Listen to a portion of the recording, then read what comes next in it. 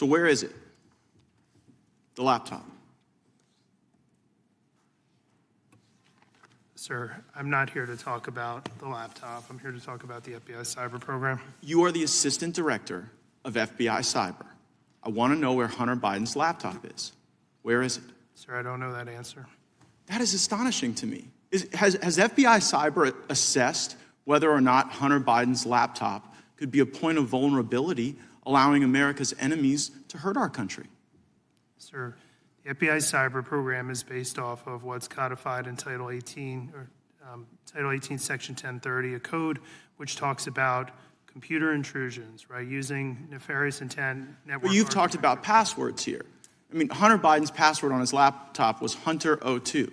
He drops it off at a repair store. I'm holding the receipt from Max Computer Repair, where in December 2019, they turned over this laptop to the FBI. And what now you're telling me right here is that as the assistant director of FBI cyber, you don't know where this is after it was turned over to you 3 years ago. Yes, sir, that's an accurate statement. How are Americans supposed to trust that you can protect us from the next colonial pipeline if it seems that you can't locate a laptop that was given to you 3 years ago from the first family, potentially creating vulnerabilities for our country? Sir, it's not in the purview of my investigative responsibilities. But that is shocking that you wouldn't, as the assistant director of cyber, know whether or not there are international business deals, kickbacks, shakedowns that are on this laptop that would make the first family suspect to some sort of compromise. Mr. Assistant Director, have you assessed whether or not the first family is compromised as a result of the Hunter Biden laptop? Sir, as a representative of the FBI cyber program, it is not in the realm of my responsibilities to deal with the questions that you're asking me. Has anyone at FBI cyber been asked to make assessments whether or not the laptop creates a point of vulnerability? Sir, we have multiple lines of investigative responsibility in the FBI. They're all available in public source. Well, I would think you'd know this one. I mean, I would think that if the president's son, who does international business deals, referencing the now president with the Chinese, with Ukrainians, I mean, have you assessed whether or not the Hunter Biden laptop gives Russia the ability to harm our country? Sir, again, we can do this back and forth for the next couple of minutes. I don't have any information about the Hunter Biden laptop or the investigation. But should you?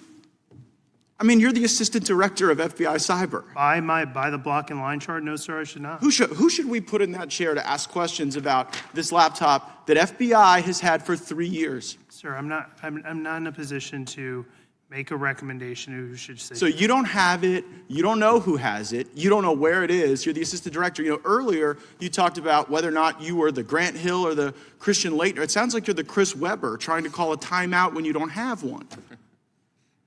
So I mean, who is it? Do you even know who has it? Do you know who we should put in that chair to ask these questions to? No, sir, I don't know who has it. Well, could you find out and tell us? You're going to have to give us briefings, thanks to Mr. Liu and Mr. Massey's question about whether or not the FBI was taking a $5 million test drive on the Pegasus system that was being used to target people in politics, people in government, people in the media, people in American life. So will you commit to give us a briefing as the assistant director of FBI cyber as to where the laptop is, whether or not it's a point of vulnerability, whether or not the American people should wonder whether or not the first family is compromised? Sir, I'd be happy to take your request back to our office. Gosh, I mean, will you advocate for that briefing? You will? I will be happy to take your request back to FBI headquarters. Well, do you believe that that is a briefing that the Congress is worthy of having, I guess? Sir, I'm not going to answer that question. Right? I'm here to talk. The invitation, the invitation says oversight of the FBI's cyber division. It does not say anything. Well, right, but I mean, this is a cyber asset. This is a point of vulnerability. If there are passwords, if there are business deals, if there are references to things that could harm our country, like you can't even sit here right now and say that you know that there's not a point of vulnerability. Maybe there are other crimes, maybe there are tax issues or whatever, but as it relates to our, I mean, is the first family sufficient cyber infrastructure to protect? You don't even know if they're compromised. Tell you what, Mr. Chairman, I seek unanimous consent to enter into the record of this committee the contents of Hunter Biden's laptop, which I'm in possession of. I'm not.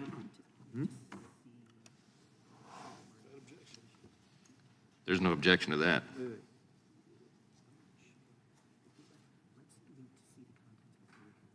So I can't say no objection. I've never had. I such will a object pending further investigation. And what's the basis of that objection? It's a unanimous consent request, and I object pending. Very well, I have a subsequent question. Mr. Chairman, I seek unanimous consent to enter into the record the receipt It may very well be from the Mac entered- shop. It may very well be entered into the record after we look at it further. Very well, Mr. Chairman, I have a Ms. subsequent Demings is now unanimous recognized. consent. Who's got a second unanimous consent? Oh, I'm sorry.